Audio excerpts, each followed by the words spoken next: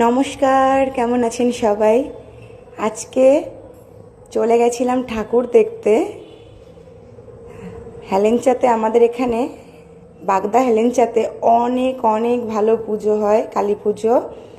আর অনেক পুজো হয়, আর প্রতিটা পুজো ভীষণ বড় হয়, প্যান্ডেলগুলো এত সুন্দর হয়। আর লাইটিংগুলো, হেলেঞ্চার টোটাল 3টে দিক রয়েছে। একটা হেলেঞ্চা থেকে বাগদা বয়রার দিকে চলে গেছে, একটা বনগাঁর দিকে, আর একটা দত্তফুলিয়ার দিকে।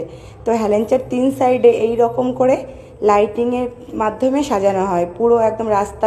চন্দননগরে জগদ্ধাত্রী পুজো যেরকম সাজায়, ঠিক সেই রকম লাইটিং করে রাস্তার পাশে প্রতিটা ক্লাব থেকে এগুলো করে। তো এত ভালো লাগে দেখতে। আর অনেক পুজো হয়। তো হেঁটেই ঠাকুর দেখতে বেরিয়েছি সবাই মিলে, কারণ গাড়ি বন্ধ করে দেয় ওই সময়টা, যেহেতু এত লোক হেঁটে ঠাকুর দেখে তার জন্য। আর বেশ গরমও লাগছিল। আমি ইন্ডিয়াতে আসার আগে নাকি একটু শীত পড়েছিল, একটু ঠান্ডা পড়েছিল, কিন্তু আমি আসার পরে আবার সেই গরম শুরু হয়েছে। তো অনেক বছর পর আমি হেলেঞ্চাতে আবার ঠাকুর দেখছি। আমার বাড়িও হেলেঞ্চাতে, তো বাড়ি থেকে হেঁটেই বেরিয়েছি। বাড়ির পাশেই একদম পুজো শুরু হয়েছে। আর মেইন রাস্তা দিয়ে আমরা এখন ঠাকুর দেখছি। অলিগলির ঠাকুরগুলো দেখে নিয়েছি, আর কিছু বাকি আছে, সেগুলো কালকে দেখব।